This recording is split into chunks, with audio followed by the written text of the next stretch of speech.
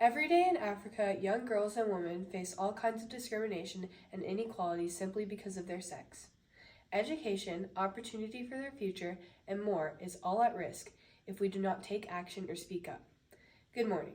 My name is Allie Davis, and I am here to tell you about the struggles currently facing women in Africa and what we are able to do about it. Gender equality is something that everyone deserves. Being male or female should not dictate how you are treated by others and those with power. I personally stand by that as a young woman that lives in the United States. I am so incredibly lucky to have the opportunities that some girls in other countries, especially Africa, may not have access to. I want to take this time today to bring awareness to how the gender inequality in Africa started, how this impacts girls and women living there, and how we can take action.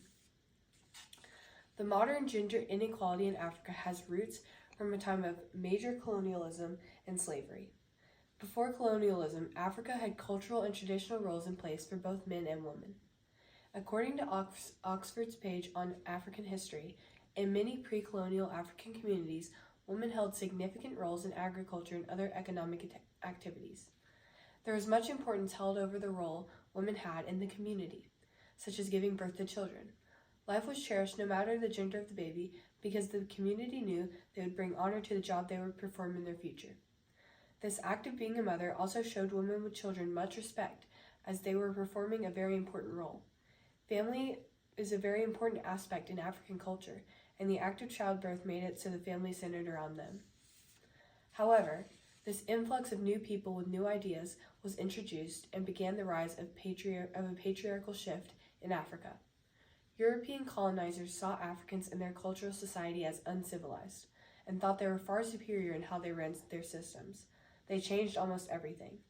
Men began to be appointed in all local political positions, disregarding any role that women had in power before. Women were not treated fairly at all and were not shown nearly as much respect as the African men. Because of the status of European women at the time, African women were also not given the opportunity for education. Instead of being praised for their ability to be a mother, they were just expected to stay at home and given little to no education at all. Now that we've explored how the traditional African system was changed, we can discuss how this affects the girls and women of Africa today. Today, gender inequality causes women in Africa to be disproportionately advantaged compared to men. They are often affected the most socially, economically, and politically. Social life is very important in African culture, but has begun to be out of hand as how women are being treated. Marriage is one of these things. According to the Gender and Geopolitics Institute, up to 77% of underage marriages occur in Africa, and 44% of those marriages were before the age of 15. This causes women to be scared and ultimately controlled by their husbands. This affects their education as well. Once a girl is married, she leaves school and her education behind. The majority of women who are married have to leave school or never even get the chance to go at all. Independence is also out of reach when it comes to the economic factors of women's inequalities. Women are forced to work in horrible environments with very little pay. For every dollar a man makes, a woman makes around 70 cents. Political inequalities have also been a recent issue, but are slowly being improved upon. As of 2018, only 24% of the seats in national parliaments of Africa were held by women.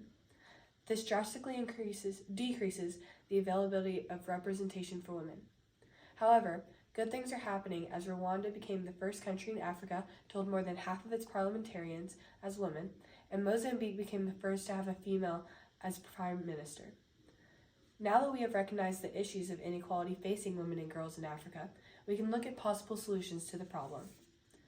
To try and overcome the hardship of inequality towards women in Africa, we can point our attention towards taking action in young girls' lives where the problems usually start. UNICEF says that one of the most important ways in fighting against inequality in Africa is to require girls to complete secondary school. By enforcing this, it ensures that girls can get a decent education, which opens up more doors of opportunities for the future.